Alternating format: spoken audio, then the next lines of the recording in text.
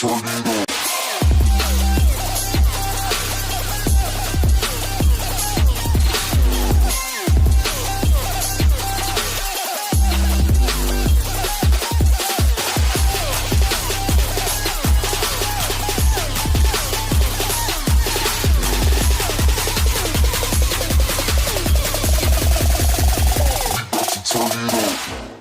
আপনাদের সামনে প্লেন বানানোর ভিডিওটি নিয়ে হাজির হলাম। তো এই ভিডিওটিতে আমি এই প্লেনটি সম্পূর্ণ বানান দেখাবো। এটি একটি স্লো প্লেন, তাই আপনারা যারা প্রথমবার প্লেন বানাচ্ছেন তাদের জন্য সুবিধা। আপনারা খুব সহজভাবেই এই প্লেনটি কন্ট্রোল করতে পারবেন এবং উড়াতে পারবেন। এখন আপনাদের সামনে আমি উপস্থাপন করছি এই প্লেনটির ডিজাইন। এই প্লেনটি আমি কিভাবে বানিয়েছি তার একটি নকশা। তো এই নকশাটি ভিডিওর ডেসক্রিপশনে দেওয়া আছে, সেখান থেকে আপনারা ডাউনলোড করে নিতে পারেন। তো এই প্লেনটি বানানোর জন্য আপনাদের এখন কি কি প্রয়োজন সেগুলো নিয়ে আমি আলোচনা করব। তো প্রথমত আপনার দরকার হলো একটি ট্রান্সমিটার এবং রিসিভার। আমি এখানে ফ্লাইস্কাই CT6B ট্রান্সমিটার এবং রিসিভার ব্যবহার করছি। তো এটা কোথায় পাবেন আপনারা সেটা আমি ভিডিও ডেসক্রিপশনে দিয়ে দেব, সেখান থেকে আপনারা সংগ্রহ করতে পারবেন। এরপর আসি মোটর নিয়ে। এটা একটি ব্রাশলেস মোটর, আর আপনাকে খেয়াল রাখতে হবে এই মোটরের কেবিটা যেন 1100 কেবি বা 1000 কেবি হয়। আর তারপর আপনার দরকার হবে প্রোপেলার। তো এই প্রোপেলারটা 10 ইঞ্চি প্রোপেলার হলে ভালো হয়।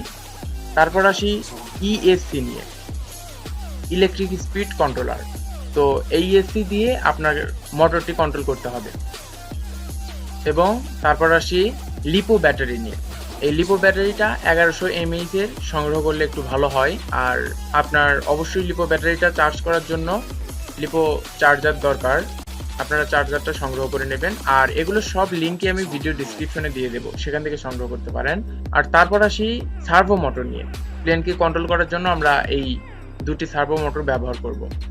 আপনার দরকার হবে গ্লু গান এবং এক্সট্রিম টেপ আর জিআই তার। এগুলো জিনিস আপনারা যে কোনো ইলেকট্রনিক্সের দোকানে পেয়ে যাবেন। তো আপনার দরকার হবে একটি শিরিষ কাগজ বা স্যান্ড পেপার, এন্টি কার্টার। তারপর অবশ্যই আপনাকে ফোম জোগাড় করতে হবে। যে কোনো ফ্রিজের দোকান থেকে আপনারা এই ফোম সংগ্রহ করতে পারেন। খেয়াল রাখতে হবে এই ফোমটা যেন একটু পুরো হয় বা মোটা হয়, আর এই ফোমটা যেন একদম স্মুথ হয়, তাহলে আপনার প্লেনটা খুব সুন্দরভাবে উড়বে। তো এবার চলুন বিস্তারিত প্লেনটি বানানো দেখি।